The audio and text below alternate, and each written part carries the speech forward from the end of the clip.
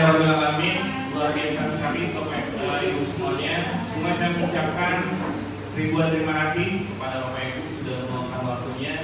Maka kalau kita targetnya tetap kita di sini ingin belajar bersama, berbagi bersama, dan harapannya untuk bersama-sama kita bisa mengembangkan madrasah kita. Yang saya hormati Bapak Kepala Madrasah, yang saya hormati Bapak Ibu Wakil Kepala, dan yang sangat saya banggakan Bapak Ibu guru-guru MTSN 1 Aceh Timur yang sangat luar biasa. Baik Bapak Ibu, sebelumnya di hadapan kita sudah hadir narasumber. Beliau adalah guru penggerak Aceh Utara Angkatan Pertama, dan kebetulan beliau saya yang mendampingi. Jadi memang saya dari awal sampai akhir tuh paham benar bagaimana track record beliau. Makanya oleh karena itu saya mengundang beliau hadir di sini, ingin berbagi ke Bapak Ibu semua. Harapannya dengan berbagi tersebut bisa menjadi inspirasi ya bagi kita untuk bersama-sama bisa mengembangkan madrasah yang kita cintai ini. Ya, satu. Oke, baik Bapak Ibu, sebelum narasumber menyampaikan materi, sebelumnya saya memohon kepada Bapak Kepala Madrasah untuk menyampaikan kata sambutannya dan memberikan motivasi kepada guru-guru kita agar guru kita ini tetap mau belajar, dan karena kita targetnya selama 1 tahun ya Bapak Ibu ya, masih ada kegiatan-kegiatan keberlanjutan lainnya. Baik, kepada Bapak Kepala Madrasah dipersilakan.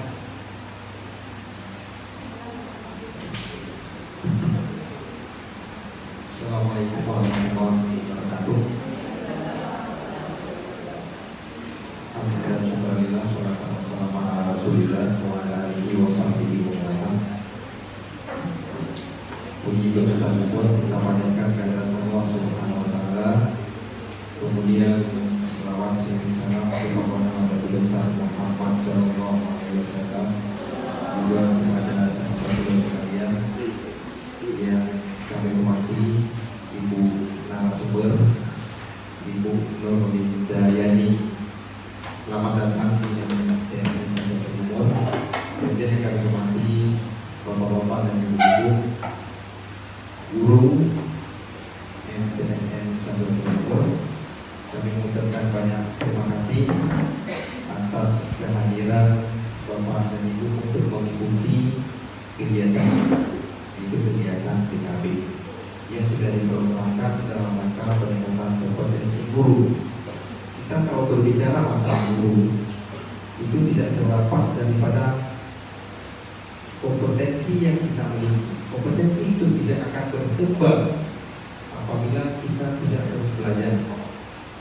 Jangan hanya kita apa yang kita peroleh di bangku kuliah terus kita pandai hanya sampai di situ. Itu tidak akan mencapai suatu kemajuan terutama di diri kita dan terhadap anak didik kita. Kemudian yang kedua, seorang guru apabila tidak mengikuti perkembangan zaman apa yang sedang berjalan, itu terus ketinggalan. Kalau zaman saya dulu itu sudah bisa mesin ketik, itu sudah hebat. Zamannya Pak Wan itu mulai mesin ketik, kemudian Ibu Nurlela, Ibu Jamiah, itu yang tahun-tahun rendah. Tapi sekarang kalau kita tidak bisa mengoperasikan komputer, itu sangat ketinggalan. Maka oleh sebab itu kita buat PKB ini itu sudah terjadwal semuanya. Kapan, berapa kali dalam 1 bulan, kemudian sudah ada agendanya, apa saja yang perlu kita belajar. Jadi kita terus belajar, tidak ada kata menyerah. Jadi oleh sebab itu harapan saya, jangan bosan-bosan kita untuk belajar, untuk dalam rangka peningkatan kompetensi kita akan berefek terhadap peserta didik kita. Semua yang kita lakukan hasilnya ke anak didik kita. Kalau kita malas, terus tertinggal. Apalagi yang letting saya itu yang kurangnya di IT, Nanti tolong dibuat kelompok tersendiri seperti yang sudah pernah dilaksanakan Pak Firman sama Pak Surya. Itu kalau bisa dilanjutkan terus. Misalnya ada yang kita terkendala di mana di PPT ya PowerPoint PPT itu terus ada hal-hal yang lain juga, masalah pembelajaran dan sebagainya. Maka oleh sebab itu kita tetap belajar biarpun jam 12 sampai jam setengah 2 dalam 1 bulan, mungkin direncanakan sekitar 2 kali Pak saya. Dan harapan yang terakhir adalah coba ikuti dengan serius kegiatan ini. Mudah-mudahan apa yang kita korbankan di waktu dan tempat sebenarnya sudah ada kegiatan lain, ada hasilnya nanti. Demikian harapan saya, lebih dan kurang saya mohon maaf. Saya kira dengan wabillahi taufiq wal hidayah. Assalamualaikum warahmatullahi wabarakatuh. Waalaikumsalam.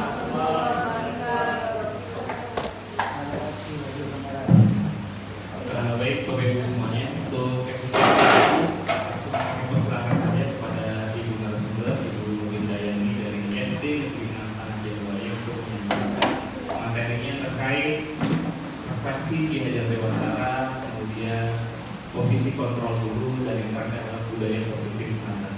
Kepada Ibu Windayani kami persilakan.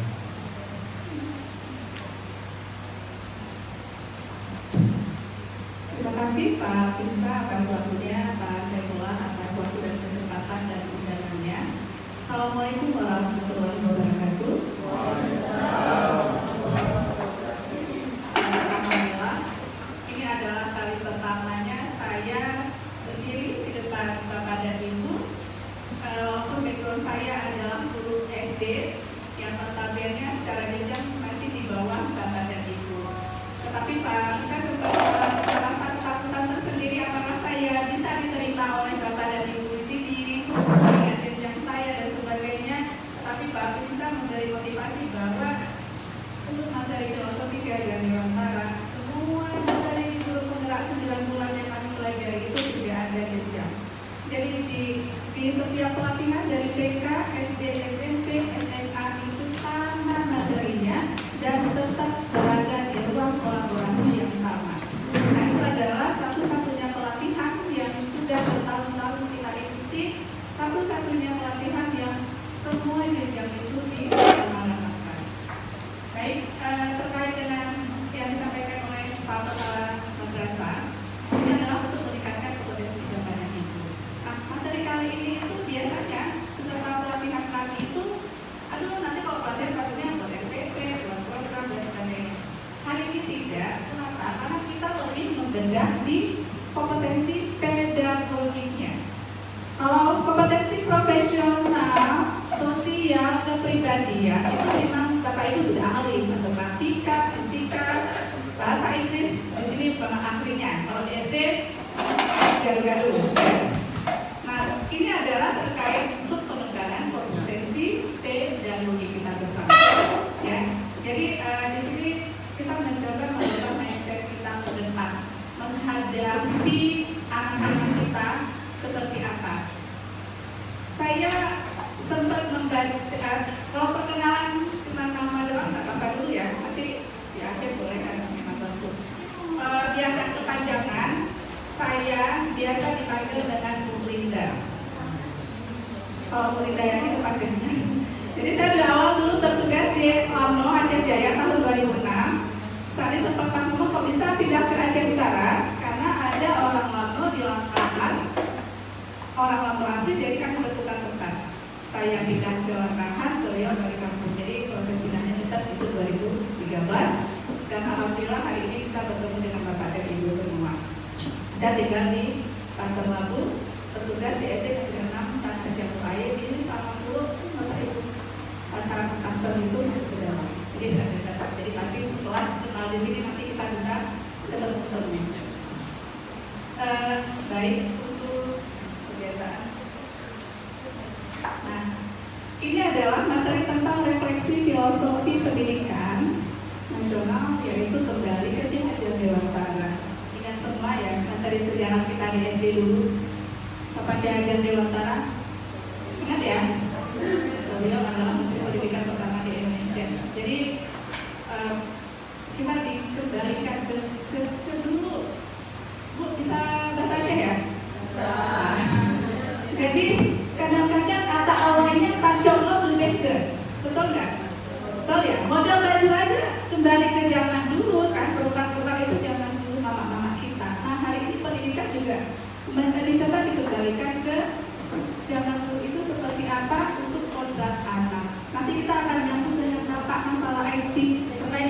kodrat diri, kodrat alam, dan kodrat zaman.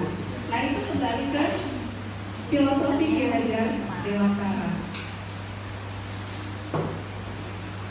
Nah tujuan kegiatan kita nantinya adalah yang pertama ada penjelasan tentang filosofi Ki Hajar Dewantara. Terus kemudian ada dijelaskan posisi kontrol guru. Posisi kita selama ini berada di guru 1 atau guru 6. Nanti kita sama-sama lihat. Terus kemudian ada pengembangan budaya positif di sekolah. Nanti kita ada simulasi ya. Siap ya? Ada satu peserta yang melakukan simulasi ya. Biar seru karena kini ketika kita sudah mencoba nanti kita pasti bisa melakukan. Ini nanti ada tahapan kegiatan kita. Ada diskusi juga, ada tanya jawab. Karena Bapak dan Ibu saya yakin sudah lelah dari pagi, mungkin jamnya full padat. Kita coba ice breaking dulu, mau? Karena belum mulai loh kegiatan. Cuman saya breaknya mulai dari pagi tadi jam 8 dengan siswa, break-nya dengan, sama ya, SD, SMP, madrasah itu kan, break-nya dengan siswa. Jadi awal saya sempat ketakutan tersendiri, tadi ngomong sama Pak Firman ini karakter pesertanya gimana? Apa bisa kalau ice breakingnya pakai video, pakai musik, atau tidak? Ini coba aja Bu, kayaknya mudah-mudah ya, bisa ya kita bergerak ya? Bisa ya? Semangat Bapak Ibu? Luar biasa, biasa di luar ya? Baik, kalau seperti itu saya tidak ice breaking bermain kata Simon, tapi nanti kalau mau ini boleh, kenapa? Karena ini adalah ice breaking yang mudah, tidak perlu IT, bisa dengan langsung Bapak Ibu masuk kelas, mau ngajar matematika, mau belajar apapun, siswanya itu senang, walaupun hanya durasi 5 menit, tapi saya jelaskan, ini bisa langsung dipraktekkan, nggak mesti bawa speaker, ya. Tanggal di sini ya, tadi saya lihat cuma pada senyum, ya. Jadi yang tadi ngajar udah hilang, udah terus lagi ya, udah semangat lagi ya. Tadi pas masuk pada tegak, duduknya serius. Nah, saya lebih suka ketika membawa materi itu pakai serius tapi santai. Kenapa? Ini adalah pelatihan ini adalah dari kita dan untuk kita. Jadi nanti ketika saya membawa materi di tengah-tengah itu ada yang mau ditanyakan, itu silahkan. Kita di sini tidak ada batasan. Jadi silahkan apabila tidak mengerti nanti silahkan ditanyakan. Ini nanti di pertengahan aja kita bermain kata Simon. Nah, yang pertama kita akan mencoba melihat video tentang filosofi pendidikan menurut Ki Hajar Dewantara. Apa itu ya? Bagaimana sebenarnya pendidikan yang berpihak kepada murid? Bagaimana merdeka belajar ya? Sering dengar ya sekarang? Bagaimana merdeka belajar itu yang sesungguhnya? Apakah merdeka belajar anak-anak hanya suka-suka dia saja atau seperti apa? Nah ini ada sebuah video.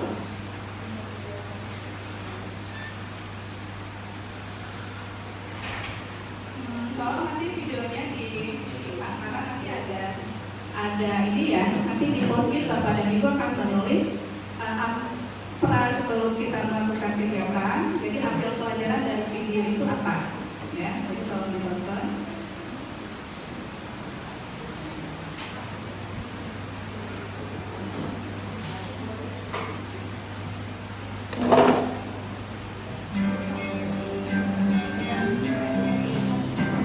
Ki Hajar Dewantara terkenal dengan 3 sebetulnya. 3 elemen kunci dalam semua tersebut adalah teladan, semangat, dan dorongan.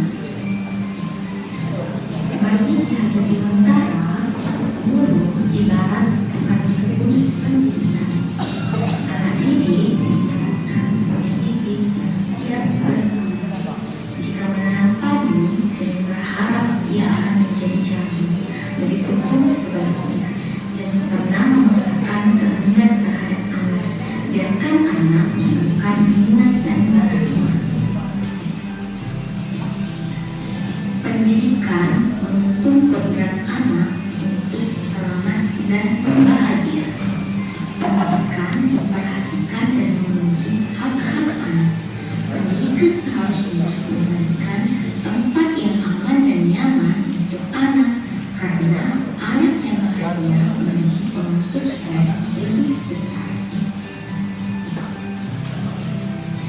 Dasar pendidikan itu adalah budi pekerti. Keseimbangan dan kesuksesan hidup dapat terwujud jika tertanamnya budi pekerti. Budi pekerti diwujudkan melalui cipta, karya dan karsa yang selaras bersama dengan thinking yang positif. Dan terakhir, dalam pemikiran Hajat Dewantara, pendidikan berpusat pada anak. Pendidikan memberikan ruang kepada anak untuk mengekspresikannya, memberi kebebasan bereksplorasi tanpa tekanan, tanpa paksaan. Bermain merupakan salah satu dasar pendidikan bagi anak, karena melalui bermain anak dapat menemukan nilai dan mengembangkan karakter mereka. Itulah pemikiran filosofis Hajat Dewantara. Guru yang hebat, anak yang bahagia, lingkungan yang menyenangkan, gerbang terwujudnya kemerdekaan dalam belajar. Salam dan bahagia. Salam guru penggerak.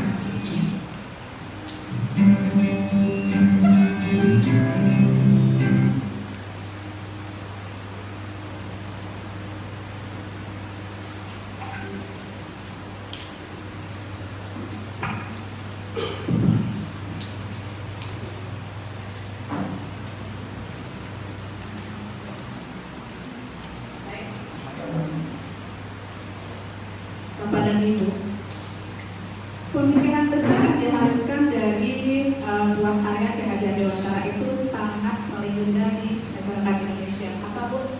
Pernah dengar nggak? Yang biasa di topi itu ada ditulis loh salah satunya. Tuturi Handayani. Kita tahunya cuma itu ya, yang berhafal benar. Ada dua lagi yang ingat? Ingarso Mangun. Satu lagi itu Ingarso Mangun. Ya, Ingarso Sunturdo itu adalah teladan. Ketika kita guru berada di depan, kita akan menjadi teladan untuk siapa? Untuk siswa. Jadi ketika berdiri di depan, gurunya masuk langsung marah-marah, siapa yang nggak kerjakan PR? Ayo berdiri, jongkok di depan. Apakah itu menjadi teladan? Bisa jadi teladan? Belum ya. Terus kemudian Ing Madia Mangun Karso. Ketika berada di tengah siswanya, kita akan menjadi pembangun, akan menjadi penyemangat, memberi semangat kepada siswa. Terus kemudian, nah ini kan dari kecil kita ada topi itu tulisannya Tuturi Handayani, tapi nggak ngerti apa ya kalau dulu kita SD.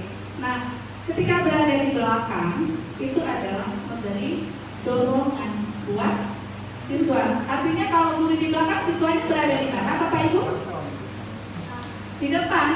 Jadi kalau siswanya di depan, guru itu harus memberi dorongan, motivasi supaya anaknya mampu berdiri di depan. Jadi posisi guru itu tidak hanya berada di depan saja. Kalau zaman dulu dibilang guru tetap, ya. Pengertian guru tetap apa? Duduk saja, nggak pindah-pindah ya. Jadi dari awal masuk belajar sampai akhir duduk aja, kasih tugas selesai. Nah kalau di filosofi ini tiga ini harus ada. Jadi guru itu bergerak. Ada saatnya dia di depan, ada saatnya kita di tengah, dan ada saatnya kita di belakang.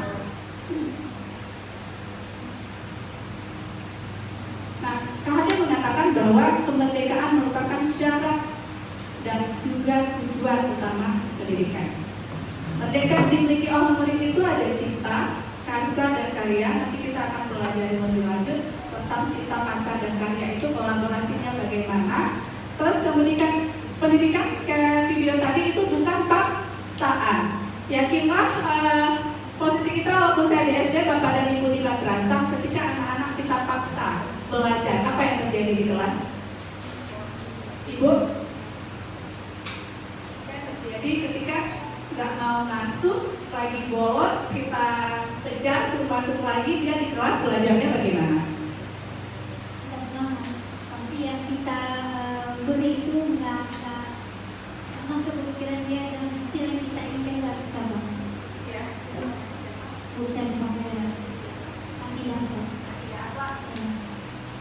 mengajar akidah akhlak nggak masuk juga kan? Padahal nyambung. Pas saya tanya sama guru akidah akhlak, anaknya bolos nyambung ya sama ibu. Nggak mau juga. Guru eksak siapa? Fisika atau matematika? Ada di sini? Ayo, kalau anaknya dipaksa masuk, apalagi matematika, pelajaran yang paling ditakuti di mana, Bu? Nggak ngerti ya belajar. Berdiri, Bu. Namanya, Bu, biasa tahu. Inspirator. Jadi siswanya kalau kita paksa belajar dia bakal nggak mood gitu, ogah-ogahan tuh. Terpaksa. Terima kasih, Bu. Nah, jadi pendidikan itu bukanlah sebuah paksaan untuk mendapat kemerdekaan apa yang dianggapnya penting. Nah, terkait tadi sudah mendengar sekilas di video, saya ingin, karena gini kan kadang-kadang kita mengungkapkan pendapat dengan pegang mic atau berdiri, saya kan bertanya langsung mau kan, tapi dengan langsung nggak semua mau maksudnya. Jadi kalau menulis biasa semua mau, jadi terungkap semuanya. Nah, apakah Bapak dan Ibu sudah melakukan hal tersebut selama proses pembelajaran selama ini? Kayak belajar yang sekilas tadi ditunjukkan di video. Jika sudah, berikan alasan Bapak dan Ibu. Jika belum, juga yang terpaksa belajar itu seperti apa ya maksudnya ya, memaksa anak untuk belajar. Jika sudah, apa alasannya? Jika belum, berikan alasannya. Sudah ada post-it di tangannya? Gak usah tulis nama, Bu, gak apa-apa, biar jujur. Biar jujur dari hati keluarnya. Sudahkah saya mengajak murid-murid saya untuk merdeka belajar? Itu poinnya ya. Jika sudah, tulis sudah, alasannya apa? Jika belum, tulis belum, alasannya apa? Nanti tolong kita tempel di pelanggan.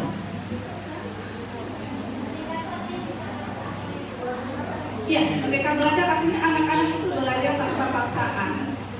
Tetapi itu memberi, sudahkah kita memberi teladan? Sudahkah kita selama ini memberi dorongan? Sudahkah kita selama ini memberi motivasi? Ini yang tahu diri sendiri ya. Ya, hanya kita yang tahu di kelas. Kepala sekolah kan tidak selalu masuk kelas, benar? Ya, lebih di mananya. Kalau sudah, tulis sudah, alasannya apa? Kalau belum, tulis belum, alasannya juga apa? Nggak usah panjang-panjang. Guru di sini itu sampai menulis, saya ngikutin blognya. Oh, website itu ya? Oh, website ya?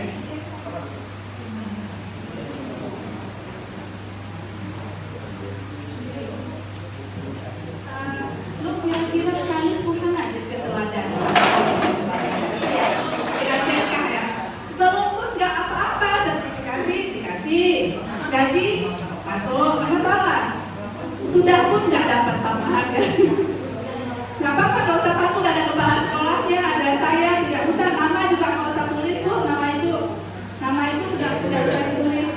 Jawabannya sudah atau belum, alasannya singkat saja. Bapak lancar ya? Masih bingung Bu ya tulis apa? Pak Firman lancar. Gimana Pak? Nggak ngerti. Ini loh Pak, kan tadi ada nonton video tentang tadi kan ada nonton video tentang Gajah Dewantara. Jadi ada 3 hal esensial untuk menentukan anak-anak ketika belajar. Kita posisi kita itu sudahkah kita menjadi teladan buat kita? Sudahkah kita memberi dorongan? Sudahkah kita mengajar selama ini memberi motivasi? Sudahkah kita melakukan pelajaran?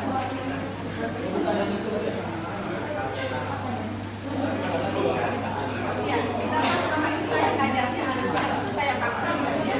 Sudahkah saya beri dia motivasi dari yang nggak mau belajar jadi langsung enggak ya? Nah, kalau mau tulis dulu alasannya. Kalau sudah, sama tulis saja dulu. Belum, karena anak harus paksa dulu.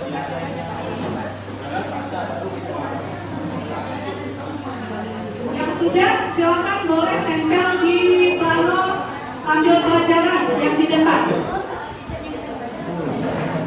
Iya. Ada berapa semuanya?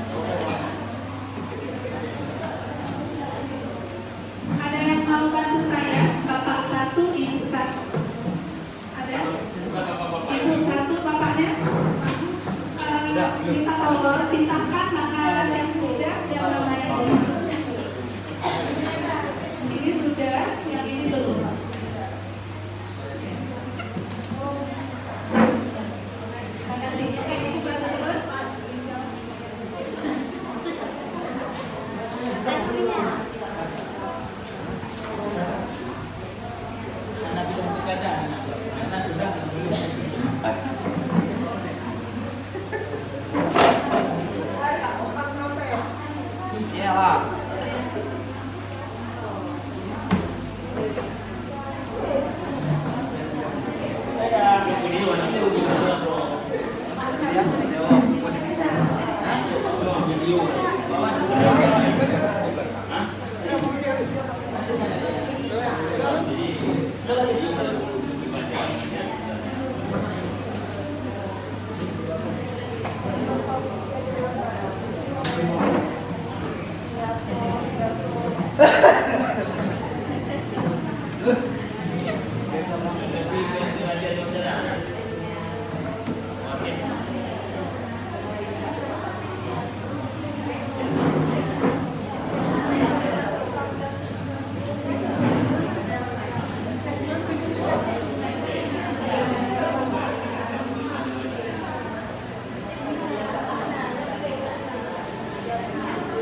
Habis ya? Bapak Ibu sudah habis semua? Ada yang belum? Ibu, panjang ceritanya dulu ya. Lagi beneran ya? Gak apa-apa, nanti menyusul saja. Baik, kayaknya agak seimbang ya. Antara belum dan sudah itu seimbang. Ya nggak, hampir ya, hampir 50-50. Jadi ada sebagian yang sudah mencoba melakukan, ada yang sebagian belum. Nah, ketika saya baca itu, saya ambil ini aja ya, secara garis besar. Itu yang belum, ada yang mengatakan belum tahu caranya seperti apa. Terus kemudian ada yang memang anak-anak itu harus dipaksa. Kalau nggak dipaksa nggak mau. Dipaksa demi kebaikan ya. Tujuan kita maksa itu memang untuk kebaikan dia di depannya. Jadi memang harus dipaksa dulu supaya mau. Itu di jawaban yang belum. Sementara di yang sudah, nah sudah pernah memberi motivasi buat mereka. Sudah pernah mengajar dengan pakai fokus, pakai video, pakai media pembelajaran, pokoknya belajar ya mainnya kan. Ada juga yang menjawab belum, karena anak-anak itu lebih suka bermain. Nah, nanti di sini kita akan belajar. Kenapa? Karena di Hajar Dewantara itu juga memang main, mau SMA pun tetap main. Gak usah lah bilang anak kita, mak-mak, bapak-bapak perlu main gak? Bapak-bapak perlu gak duduk di warung kopi? Kan kayaknya beda kelas ya, kalau main anak-anak dengan main bapak-bapak kan. Ibu-ibu perlu kan sekali-sekali shopping? Duduk aja dari pagi sampai sore di rumah, sumur, dapur, kasur, perlu refreshing, itu juga main. Anak-anak kita juga itu masih perlu.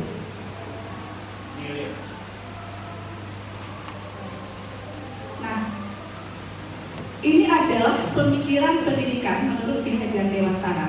Yang pertama adalah pendidikan menuntut segala kodrat hingga anak dapat mencapai titik keselamatan dan kebahagiaan yang setinggi-tingginya, baik sebagai manusia maupun sebagai anggota masyarakat. Di video tadi, ketika dia sudah bahagia, ketika dia sudah selamat, maka sukses akan mendukung dia. Rata-rata Bapak Ibu, bahagia itu bukan hanya di sekolah, betul? Tapi juga di rumah. Tata geografi sekolah Bapak dan Ibu dengan saya hampir sama, yaitu pertanian dan pasar. Jadi kondisi ekonomi mereka kalau saya lihat hampir sama dengan Hansen. Jadi apakah mereka bahagia di rumah? Ketika dia bahagia di rumah, anak di sekolah juga bahagia. Anak yang suka cabut bandel itu, kalau Bapak Ibu lihat background keluarganya seperti apa, Bu? Pak? Benar ya?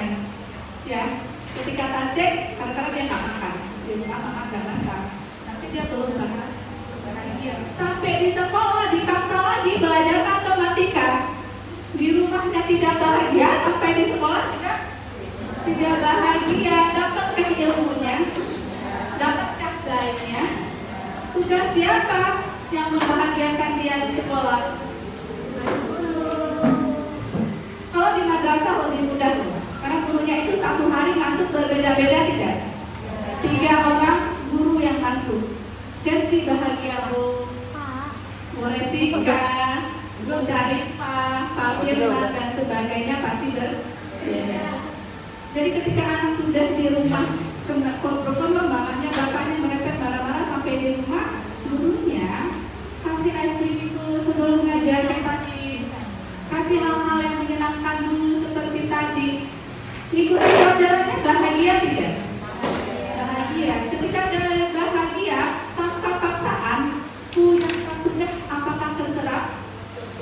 Terserap kan? Iya kan?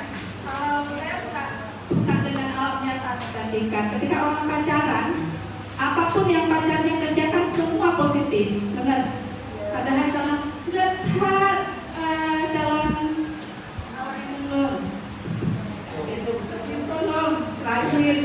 rajin bergaul, duduk di warung kopi. Nah itu juga bagus. Kenapa? Karena sudah cinta, karena sudah suka. Jadi bahagia dulu dengan pelajarannya. Gak usah dengan pelajarannya dulu, Bu, dengan gurunya, dengan kitanya. Jadi guru yang dirindukannya dulu itu, Bu yang memegang akan terserah. Betul kan? Ini jawab diri sendiri ya.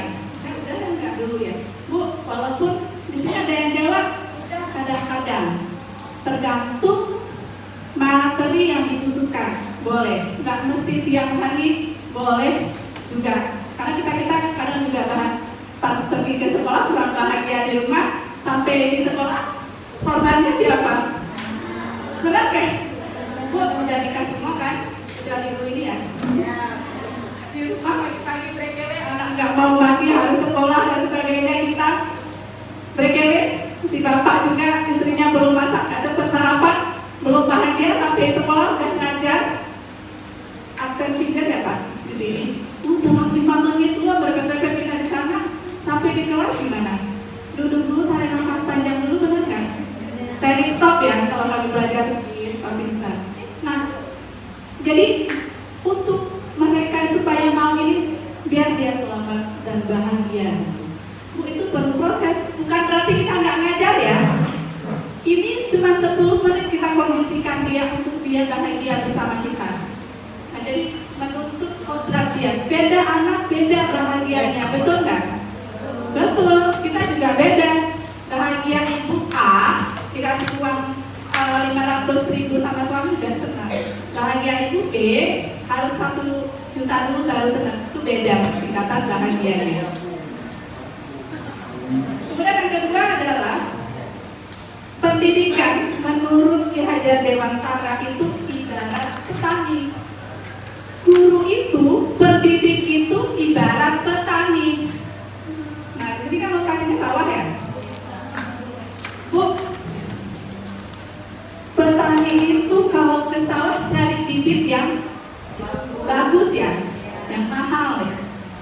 Ketika disemai, tetapi dia tidak menyiram, misalnya, dia tidak melihat airnya bagaimana, apakah kepenuhan ketinggian dia tidak ukur. Lu semai, Mbak.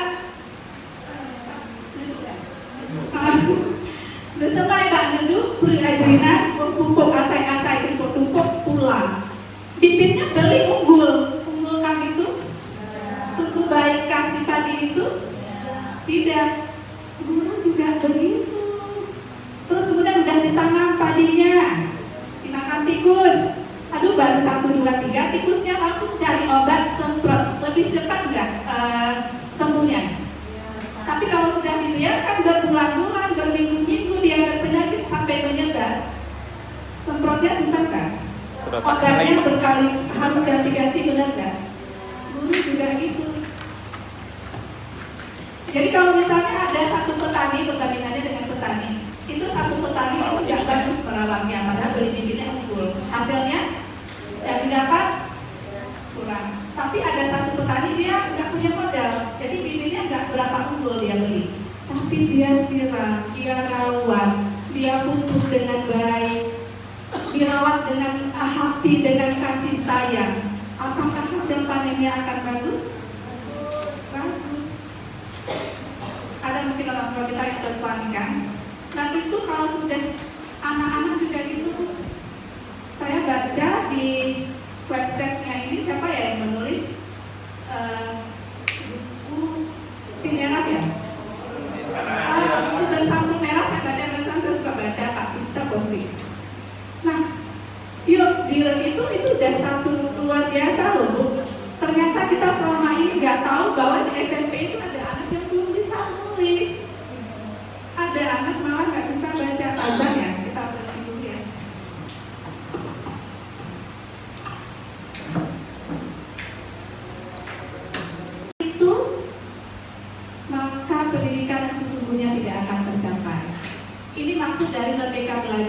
ya. Kenapa? Karakter anak berbeda-beda, kodrat anak berbeda-beda. Ada anak yang sekali dibilang langsung ngerti, ada yang harus 2 kali. Nah, kita melayani kebutuhan mereka di depan. Si anak bisa menyelesaikan matematika sampai 10 karena memang kodratnya alamiah dia dulu memang bagus. Alif baru sabi-sabi. Ada nggak guru yang ketika gurunya ditanyain, anaknya datang, sabi-sabi tanya, kan ibu jelaskan dulu. Enggak, itu yang sampai jangan kita lakukan. Walaupun mungkin kita mendengar hal seperti itu tidak, jangan dilakukan. Kemudian budi pekerti, ada olah cipta. Aku ada pelajaran budi pekerti di madrasah agama dan budi pekerti di SD ada. Ketika di SD ada, guru madrasahnya tanya, jadi ketika masuk SMP dan SMA, kok budi pekertinya belum baik ya? Ada kan? Ada kan? Akhirnya nyalahin guru SD. Guru SD nyalahin siapa ya? Nah, kenapa? Karena budi pekertinya itu olah cipta. Yang tadi kan cipta, rasa, dan rasa kan? Olah cipta itu apa? Menajamkan pikirannya. Tajamkan pikiran si anak. Kemudian olah rasa, haluskan perasaan dia. Kemudian apa? Rasa, perkuat kemauan dia. Sudah dia mampu berpikir, sudah mampu merasa, sudah mau, baru pekertinya bangkitkan tenaganya. Nah, itu baru mau semua. Nah, 4 ini Bu, mudah bisa langsung besok bisa dikerjakan. Bu kecil karena kabel akar, jadi perlu pupuknya, obatnya itu nggak bisa sekali oles, tidak bisa sekali semprot, berkali kan.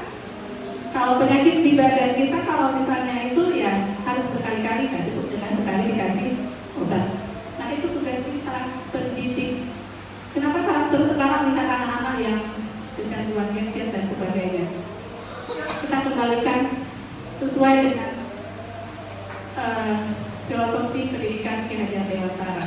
Nah, ini juga tadi yang bermain nih jawabnya. Belum, karena siswa yang di sini belum mau belajar. Mereka hanya mau bermain. Padahal sudah di madrasah, sudah di sekolah menengah. K12 lem dapur ya. Bukan lem dapur, tapi mereka galak Jadi buat merdeka belajar nggak bisa. Merdeka belajar karena dia suka main, buat permainan ketika mengajar. Yuk, kalau fisika, ada fisika di SMP kan?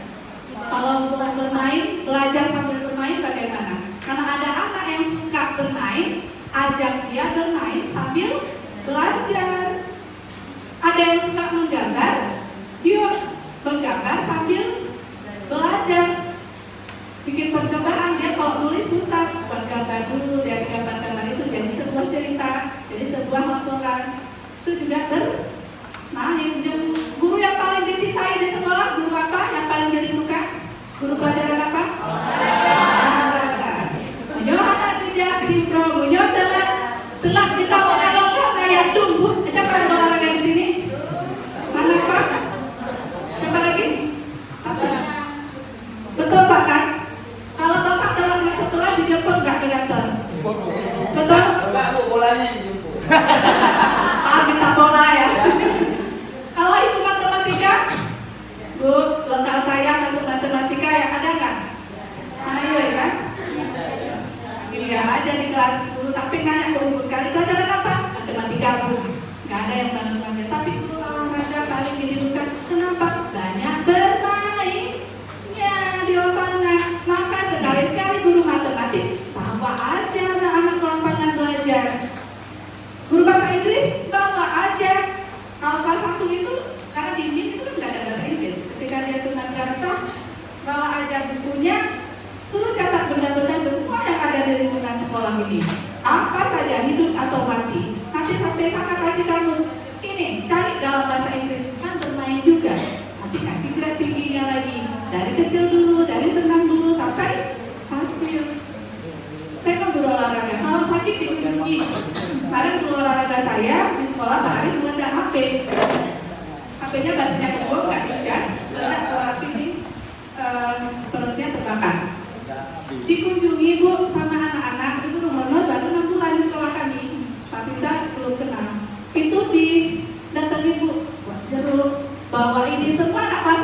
20-an orang datang begini. Si wali kelas sakit, mana ijazah? Serius sampai saya kaget loh. Nah, kenapa? Track dia sama anak itu memang bermain sambil belajar. Jadi buatlah permainan-permainan di dalam kelas. Kalau bahasa Indonesia itu paling bosan benar nggak? Karena kalau bahasa Indonesia buat main game pesan berantai, main game apa lagi? Dia sambil belajar juga, walaupun cuma mainnya 15 menit, nanti belajarnya banyak, gitu kan?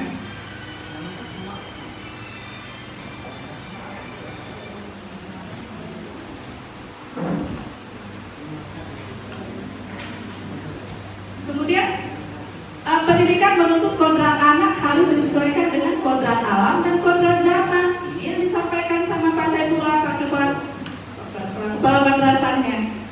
Kodrat alam, lingkungannya sekarang seperti apa? Lingkungan dia tempat tinggal. Kodrat zaman, sekarang zaman dulu kata Bapak mesin ketik tadi nanti tuh. Zaman saya nggak ada mesin ketik. Zaman Pak Saifullah itu gajinya udah banyak jadi TU Pak ya. Semua daftar gaji diketik pakai mesin ketik. Pak bisa belum nggak rasa ya? Nggak rasa, saya pernah lihat gitu. Di desa, di kampung jadi sekdes pakai mesin ketik udah hebat kali. Sekarang pakai apa? Komputer, laptop. Kenapa? Kodrat zaman. Anak-anak juga gitu. Ngajarnya pakai metode lama, nggak nyambung lagi. Coba ajarin pelajaran matematika masuk lewat TikTok. Nggak laku? Nggak lah kan? Lewat TikTok, tapi matematika suka. Kenapa? Emang zamannya anak-anak gadget. Bermain dengan itu, ayo silakan. Buat video pembelajaran anak-anaknya menjawab pertanyaan lewat video, nanti PR yang kirim dari rumah itu lebih suka. Kenapa? Karena zamannya seperti itu. Ini PPG kan lagi dibuka di sekolah di Dinas Pendidikan. Jadi Bu, nanti PPG-nya kalau lulus ngapain? Dari 3 bulan. Itu baru tadi pagi dibahas. Hah? Kan dia lagi apa aja? Jangan ikut tulen-tulen. Online, daring, Zoom, Google Meet. Bu, saya pelatihan nggak pernah, karena nggak pernah dipanggil dan nggak ada sertifikat. Sekarang pelatihan daring, daftar sendiri, ikut sendiri, dapat sertifikat. Udah zamannya seperti itu. Ya, jadi padahal nyambung pemikiran jantung kan? Ya dari Wantara kan awalnya tahun berapa itu? 19 zaman taman siswa itu. Tapi ketika kita kembangkan lagi sekarang, nyambung nggak? Nyambung ya? Nyambung. Jadi anak itu lahir bukan hanya kertas kosong, tetapi yang bisa digambarkan oleh orang dewasa. Tapi anak lahir sudah punya kodrat kekuatan samar. Dan kodrat anak berbeda-beda.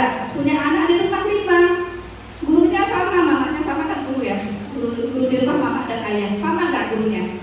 Hasilnya gimana Bu? 5 itu Nasabul Jauh Timur, Nasabul Jauh Barat, betul kan? Kenapa? Kodratnya berbeda. Oke, jadi kesimpulannya pendidikan dan pengajaran merupakan usaha persiapan dan persediaan untuk segala kepentingan hidup manusia, baik dalam hidup bermasyarakat maupun berbudaya dalam arti yang seluas-luasnya. Tidak hanya memberi materi pelajaran, jadi mendidik itu juga mendidik karakternya siswa.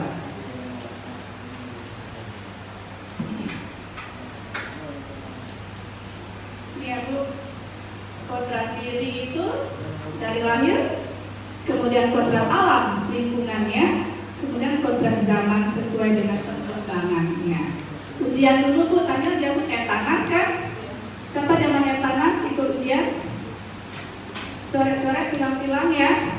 Terus naik pakai pensil 2B ya, naik dari pensil 2B ke pensil 2B komputer, bulat-bulatin, capek sekali. Terus sekarang itu berarti yang bisa komputer hanya dua orang aja di sekolah udah cukup, atau dinas. Sekarang apa? Langsung online. 20 tahun yang akan tinggal tutup mata aja kadang udah terbuka pintu, tinggal buat gini aja kadang sudah bisa hidupin TV, kita nggak tahu. Maka anak-anak perlu dipersiapkan menghadapi zaman dengan karakter yang kuat. Ini di kelas saya di SD, jadi Pak Nisa juga langsung mendampingi. Jadi ini adalah mereka belajar matematika Bu.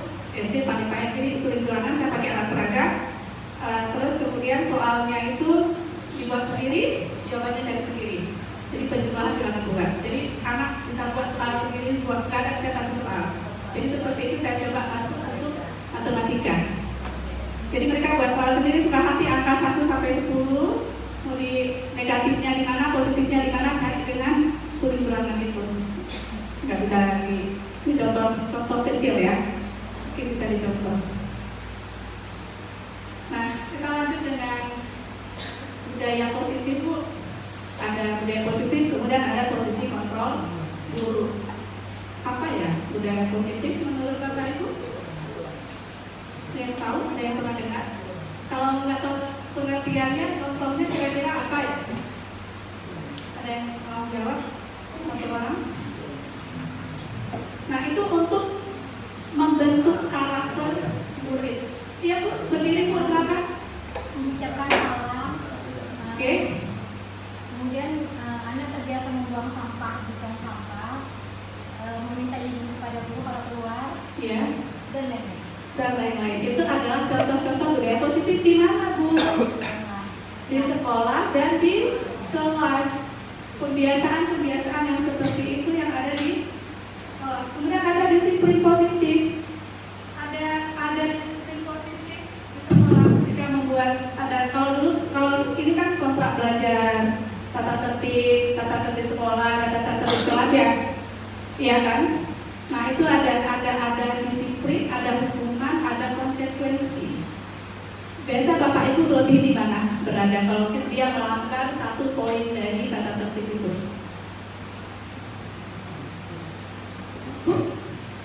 Biasa berpikir kan?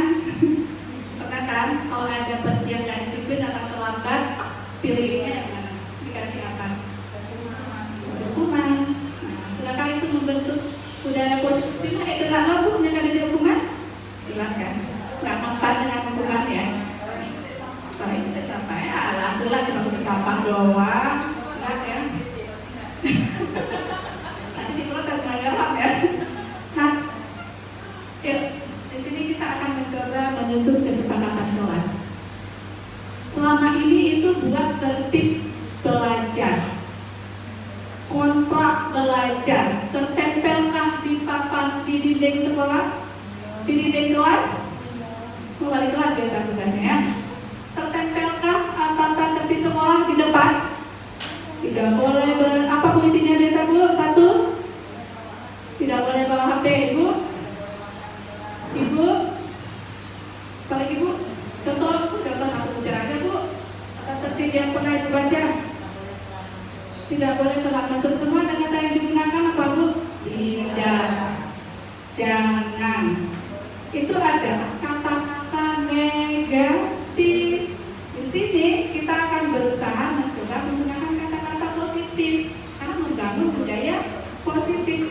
Yuk, sekarang coba bersama dengan siswa di kelas. Nanti setelah ini mungkin bisa dicoba lakukan. Buat kesepakatan kelas. Yang pertama, tanyakan pendapat murid dulu. Kelas impian kalian bagaimana ya? Boleh secara individu, boleh kelompok, boleh survei kelas. Kalau seperti ini ditanya, susah mengeluarkan pendapat, betul? Bisa dengan kasih kursi. Akhirnya semua jawab ini. Coba kalau saya kasih mic, benar nggak? Nah, kasih anak-anak dulu ya, kelas impiannya bagaimana ya? Kelas impian saya apa ya? Tanyakan kepada siswa. Kemudian tanyakan ide. Kan tadi Dejo, saya maunya kelasnya cantik, maunya ibu gurunya baik, kan bermacam-macam benar jawabannya. Terus kemudian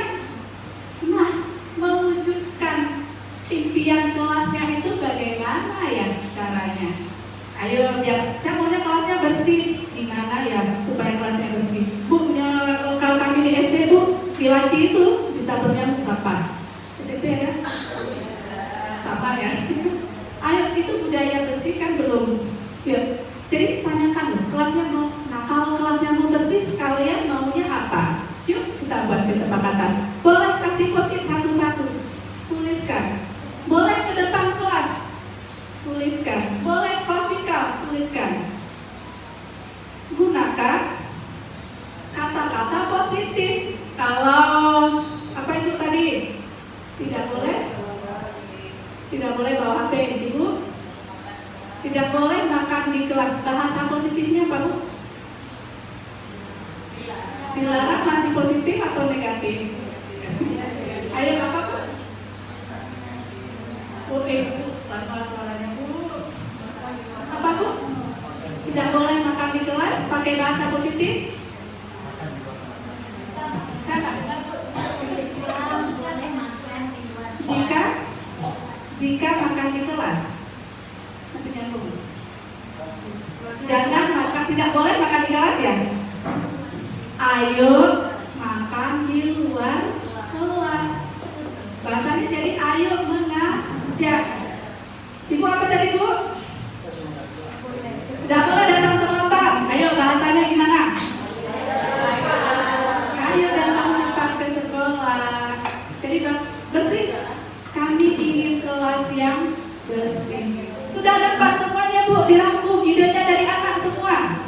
Punya SMP banget tuh anak saya dulu. Tapi kalau SD kami kasih clue-nya dulu. Karena kan susah mengungkapin bahasa Aceh. Kemudian ambil kesimpulan dari ide-ide mereka. Pilih 20 anak, ada 20 item. Jangan terlalu banyak untuk kesepakatan. Pilih yang poin kuatnya saja. Kemudian ubah ide menjadi kesepakatan. Taruh, tadi misalnya ada yang tidak boleh, ada yang dilarang, terima aja dulu, Bu.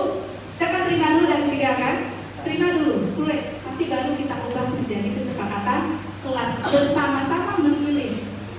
Kemudian udah jadi, kita buat dalam bentuk Pak Bisa malah dicetak ya.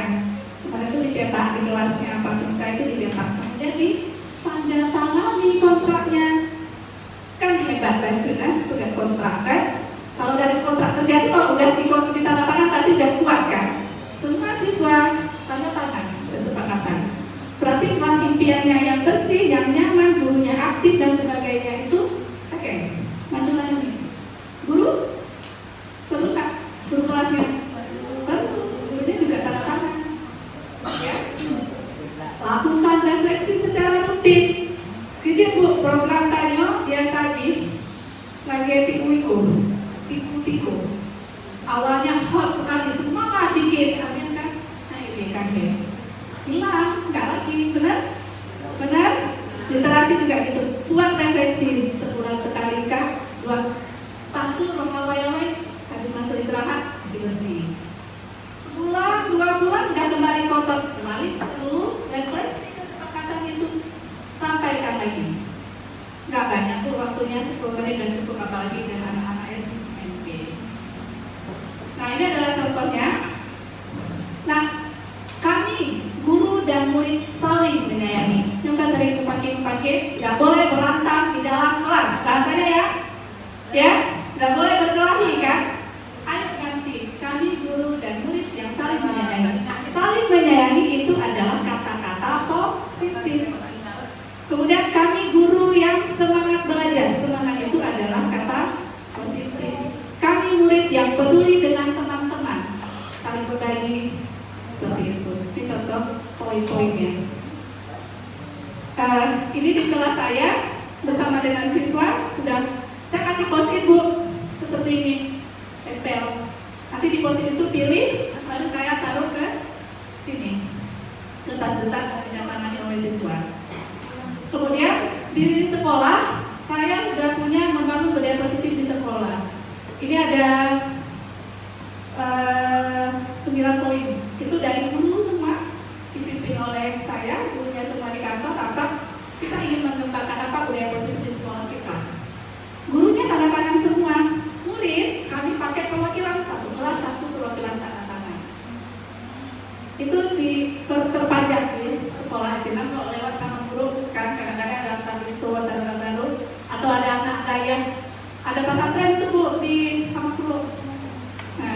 bisa dilihat ini ada terpajang. Sedikit lagi ini adalah posisi kontrol guru. Saya nggak baca, coba dibaca sendiri masing-masing dalam hati. Guru 1 adalah guru pembuku, guru 2 adalah guru pembuat rasa bersalah, guru 3 adalah teman, guru 4 pengawas, guru 5 manajer. Kira-kira selama ini Bapak dan Ibu berada di posisi guru yang manakah? Sedih Bu ya? Satu. Ayo Ibu berdiri sendiri aja Bu. Sudahkah saya berada, seringkah, kadang-kadang ya, seringkah saya berada di guru pembuku?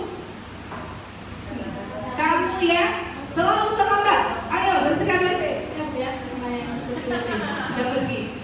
Guru pembuat rasa bersalah. Bu, ngejaramah, mungkin apa ruwate ngaji sebelum mengajar. Betul Bu. Ada pernah kita lakukan? Saya tidak pernah. Jangan merokok. Tulis dulu Bu, merokok itu harganya mahal. Nanti gini sampai merokok kalau sehari berapa habis sampai semua. Sampai anak bercadang gini Bu. Tak belum sih Tuhan punya anak merokok itu kan bahasanya. Tapi besok kelas 4 di langkahan saya dulu udah ada rokok di kelasnya. Jadi ceramah itu kadang-kadang anak mempan. Coba, benar nggak? Nah, benar nggak? Ayo sendiri-sendiri ya Bu, benar nggak? Benar ya? Tidak ceramah hadapin. Guru pembuat rasa bersalah itu yang ceramah. Kemudian guru teman, gimana guru teman? Guru sebagai teman boleh, tapi jangan. Nah, besok kalau Ibu pikir, Ibu nggak mau lagi kamu terlambat ya. Ya, yang saya minggukan, janganlah telat ya. Ya besok. Nah, sama Ibu aja dia nggak telat sama lain. Karena guru teman, kalau mau resika piket, kawan itu boleh lewat. Nah itu guru teman. Kemudian ada guru apa? Pengawas. Ngapain? Kamu sudah tahu kan aturannya. Kalau terlambat 5 menit, kamu harus toroyo. Kamu harus terus PR harus kumpul. Selalu aja. Senyum. Ya, ayo posisi sendiri. Guru sebagai manajer bertanya dan membuat kesepakatan. Tiap kali terlambat, masuk kelas terlambat, panggil sekali. Kamu maunya biar nggak terlambat lagi, maunya gimana? Bu, saya rumah saya jauh, saya harus jalan kaki dan sebagainya. Jadi terlambat berapa menit bisa Ibu kasih waktu. Tanya dulu keinginan dia. Mbak Bro, PR, dia mau buat PR maunya gimana? Sepakati dulu dengan siswa tersebut. Kamu kalau Ibu masuk bolos terus, gimana nih? Apa Ibu nggak bisa masuk biar Ibu yang bolos biar kamu bisa masuk atau seperti apa? Tanyakan dengan anak tersebut. Dicoba Bu. Jadi di manajer. Ini saya nggak tanya, masing-masing sendiri aja kita berada di mana. Bagusnya kita berada di mana yang seharusnya. Guru 5, Ibu guru 5, Ibu. Bagusnya di guru 5, tapi belum dicoba. Jadi kalau kata Pak Saifullah, manfaat hari ini walaupun sedikit diambillah pelajarannya. Oke, di waktunya juga sedikit. Ayo mencoba. Perwakilan peserta memimpin simulasi membuat kesepakatan kelas atau budaya positif. Karena waktu 1 orang aja. Ada yang mencoba memimpin kelas. Ini kelas kita Bu. Nggak menjadi kawan muridnya. Yuk kita buat kesepakatan kelas. Bagaimana cara memimpin dengan 6 panduan tadi? Ada yang mau? Ayo, wali kelasnya mana? Kalau ditanya ini nggak ada satu pun di kelasnya. Ayo, siapa? Mau coba?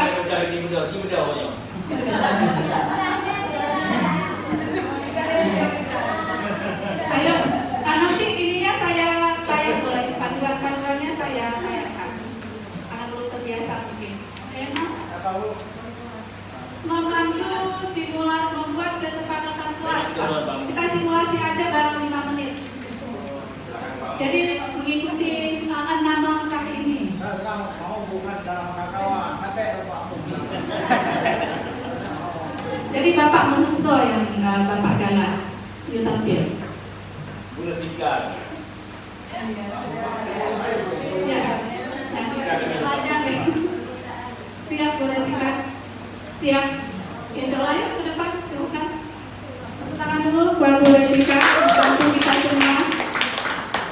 Kalau salah minta maaf ya. Kita ya.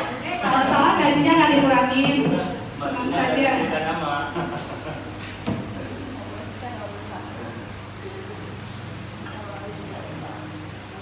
Jadi Assalamualaikum warahmatullahi wabarakatuh. Baik,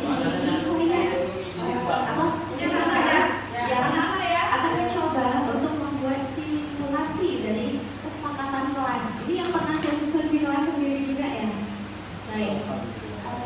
Jadi pertama-tama di sini menanya ya pendapat murid. Baik para siswa sekalian, hari ini sudah datang semua, sudah berkumpul semua, ada di dalam ruangan. Ada yang telah hadir? Ada. Berapa kawan kita yang hadir? Ya. 2 orang ya. Berarti itu bisa dianggap sebagai perwakilan oleh teman-teman yang hadir di sini, oke? Baik. Jadi yang pertama-tama kelas baru, suasana baru, teman-teman baru. Tetapi ada yang tidak baru. Peraturan kelas yang memang tetap ada dari dulu sampai sekarang, tetapi kita buat baru. Caranya bagaimana? Kita punya kelas seperti ini, masih kosong ya kelas kita ya, belum ada apa-apa ya. Ya, Bu. Situasi kelas kita yang seperti ini mau seperti ini terus? Kalau tidak mau, baik sekarang saya mau setiap orang di kertas lembar tuliskan, kamu mau kelas kamu seperti apa? Mau kelas ini secantik apa? Contohnya, Bu. Contohnya.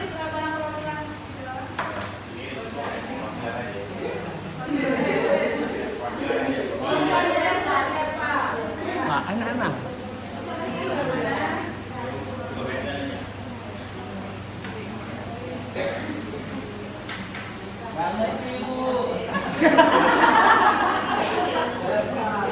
Aduh, baiklah, saya punya murid hari ini. Boleh tahu yang dia nggak ngerti siapa namanya, nak? Oh ya, baik. Jadi di sini ini maaf nih, tanya dulu sama ibunya, apa konsentrasi, jangan senyum dulu. Tengok ibunya. Tengok ibu dulu. Jadi katanya tadi nggak mengerti, yang tidak dimengerti apa ya? Baik, nah, jadi kan seperti saya bilang tadi, kelas kita ini kan kelas yang baru, masih belum ada apa-apa gitu ya kan. Sabar dulu, sebelum kita pulang kita harus tahu dulu kelas kita mau seperti apa, daripada kita datang besok-besok kelasnya masih gini-gini aja mau. Kan hari ini kan sedikit pemakluman loh. Tadi kan datangnya telat 7 menit, pulangnya telat 7 menit. Baik.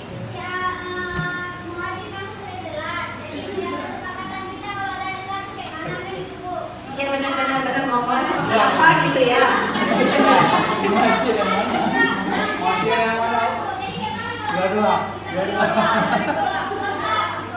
Baik, jadi yang pertama sekali, sekarang tadi kan yang udah dibagikan tuh kertasnya, boleh tolong dikumpulkan dan ditempelkan di depan. Ayo silakan coba yang tadi.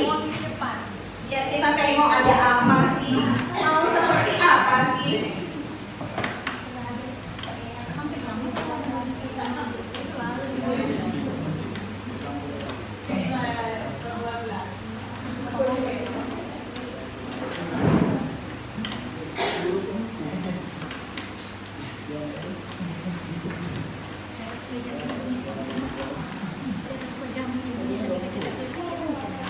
Baik, saya sudah lihat seperti apa ini maunya.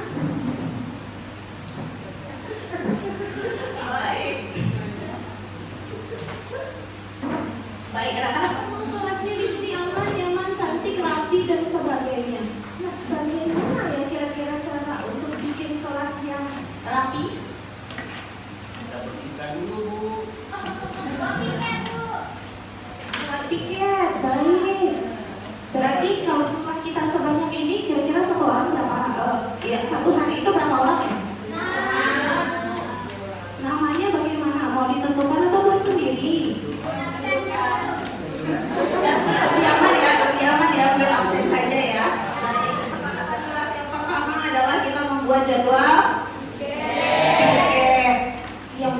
bagaimana ya? Nah, yang nggak piket ini tujuannya piket untuk kebersihan kelas kan? Berarti yang tidak piket ada konsekuensi yang harus dia tanggung. Apa itu cocoknya? Ya, kebersihan.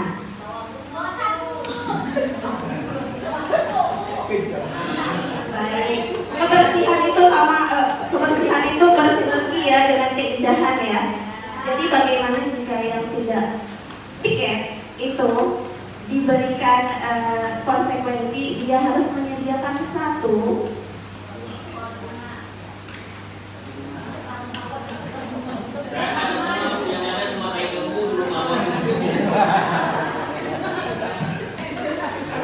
yang diminta di sini adalah kreativitasnya. Jadi satu benda yang bisa kita pakai untuk menghias kelas. Setuju? Setuju ya? Satu hal atau satu benda yang bisa kita gunakan untuk memperindah kelas kita sesuai dengan kebersihan tadi, selaras dengan yang namanya keindahan. Setuju ya? Itu poin pertamanya. Baik. Selanjutnya, baik, sekarang jadinya poin pertamanya berdasarkan apa yang saya bilang tadi, yang saya tanya tadi apa ya? Coba bunyinya apa?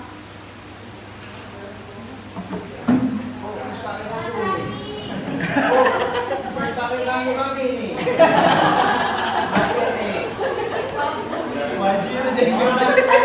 Tadi katanya mau pulang cepat, kalau masih ganggu kawan nanti gimana mau pulang cepat? Ini belum terlaksana loh. Konsentrasi dulu ya. Berarti kita sekarang akan membuat kesepakatan kelas berdasarkan masukan dari teman-teman kelas tadi. Jadi yang pertama, poin utama tentang tadi kebersihan kelas ya. Cocoknya dia gimana ya? Bagusnya kalimatnya seperti apa ya?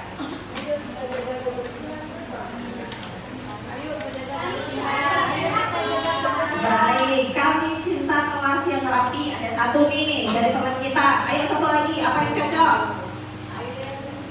Ayo jaga kebersihan. Satu lagi. Baik, wah itu mantap ya kata-katanya ya. Kebersihan itu sebagian dari iman. Berarti langsung ya, itu menusuk sekali ya kata-katanya ya, kalau nggak bersih ya. Waduh, oke. Baik, poin pertama kita adalah kebersihan sebagian dari iman.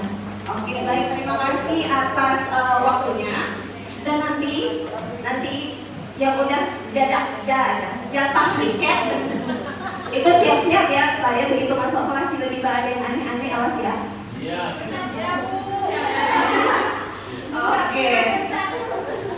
Oke, langsung jadi guru satu kata Bu Syarifah. Baik, itu dia kesepakatan kelas kita untuk hari ini. Setelah kita buat yang rapi, akan segera kita tempelkan dan kita realisasikan. Terima kasih atas bantuannya, masukannya, dan assalamualaikum warahmatullahi wabarakatuh. Tetap ada poin guru satu ya. Yang pilih Bu Resika tadi siapa ya? Enggak sia-sia Pak ya. Luar biasa penampilannya ya. Saya memilihnya sama jilbab lagi dengan itu. Kita udah berbentuk tadi ya. Lembaran saya berarti ya. Jadi poin-poin ini Bu sudah dapat semua ditempel, misalnya ada 20, dipilih, misalkan mana yang bisa diambil, dirubah menjadi ide, ditandakan. Nah, nih, Bu Resika tadi geleng-geleng kepala ketika membaca gurunya harus cantik. Jadi bapaknya nggak boleh masuk ya ke kelas itu. Nggak, jadi kalau dapat kata-kata yang seperti itu, nanti tinggal diganti saja bersama dengan semuanya. Ketika kita mendapat post-it yang ada tulisan tidak boleh tertambat, dikomunikasikan kembali dengan data tempat waktu. Atau kami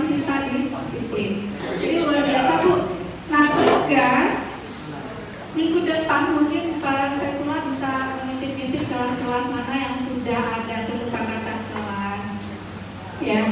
Setelah itu dari kelas yang mana dicoba Bu terapkan budaya positif itu. Sudah berhasil di kelas, nanti baru bersama Bu sekolahnya. Buat aja pamfletnya tentang budaya positif itu. Dari kecil dulu bukan? Dari kecil dulu nanti baru menjadi besar.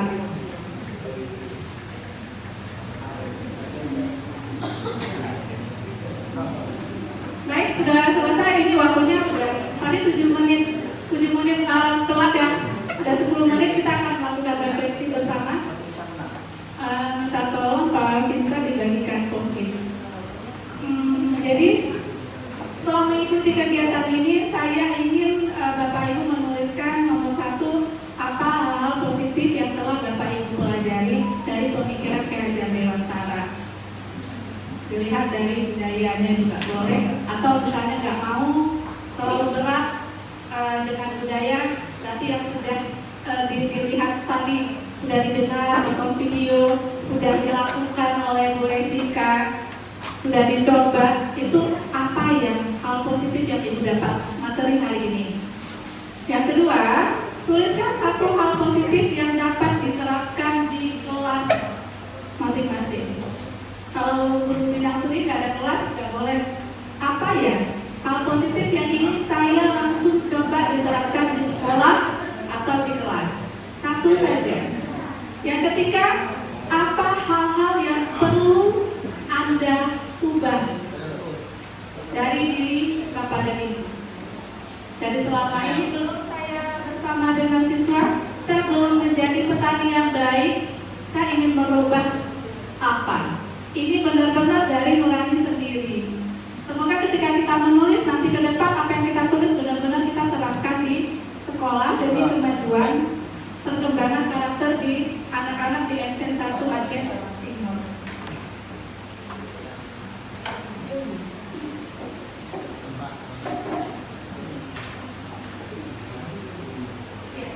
Yang sudah 1 posting aja 3 jawaban ya Pak? 1 aja ya. Nanti bisa di sini ya.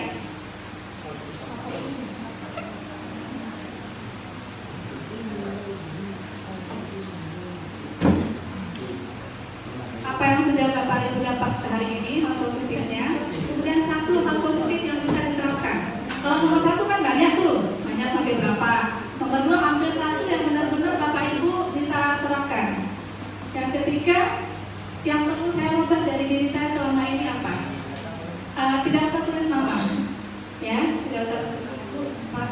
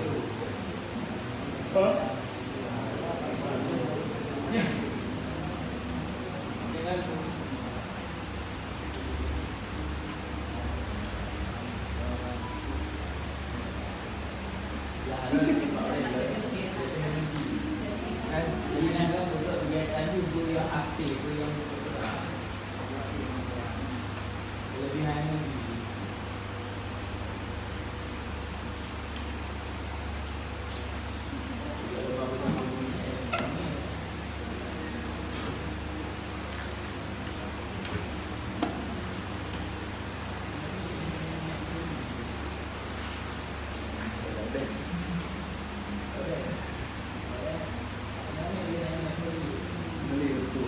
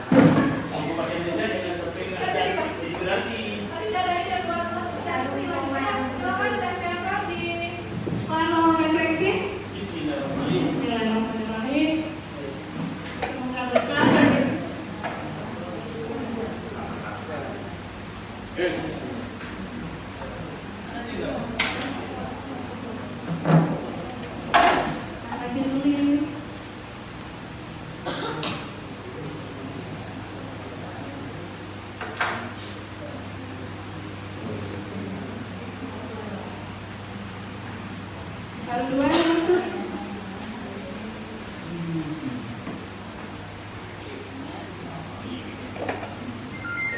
Bagus sekali ya, mengubah ide dari hal cara menjadi pemikiran KHB, ingin menerapkan perilaku siswa yang tidak disiplin, ini budaya positifnya, mengubah karakter siswa menjadi teladan dan disiplin untuk siswa, bagus sekali. Terus dua ya, wah, jadi ingin merubah posisi ya, itu sebelumnya guru 4 ya, di sini ingin menjadi guru 5, luar biasa tuh, luar biasa. Terus membuat kesepakatan kelas singkat padat dewasa ya.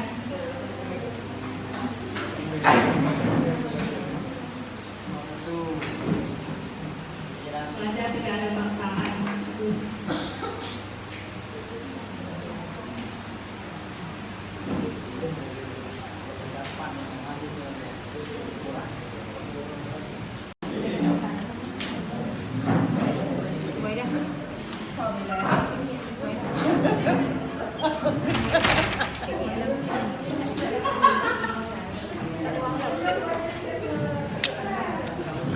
baik, sekarang kembali ke tempatnya.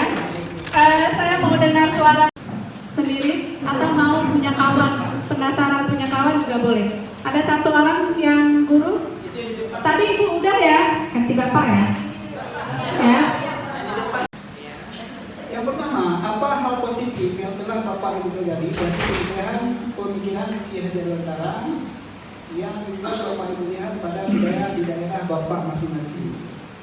Di sini sesuai dengan contoh Pak tadi, ya, berarti kita dapat menyimpulkan memang ini sudah menjadi, saya rasa semua kita sudah tahu, usaha yang baik itu akan menentukan hasilnya. Ya, baik tidaknya sesuai dengan itu paling bergantung pada usaha kita. Kemudian Pak Ki Hajar Dewantara juga beliau memberi kebebasan dalam belajar sehingga anak tidak dikungkung oleh apa yang kita ajarkan. Ya, dalam hal ini memang sebenarnya begini bukan? Anak-anak ini rata-rata termasuk kita waktu anak-anak dulu ketika belajar, misalnya belajar bahasa Inggris, buat apa itu bahasa Inggris? Belajar matematika, buat apa itu matematika? Malah ada yang berpikir ini, kalau jadi bupati nggak ditanya IPA, kalau jadi bupati nggak ditanya matematika. Apa? Berarti itu yang perlu kita kasih pemahaman. Dengan anak mengerti, maka anak-anak akan timbul minat dan motivasinya untuk belajar karena dia tahu kemana arah tujuan yang bahan yang materi yang dia pelajari itu.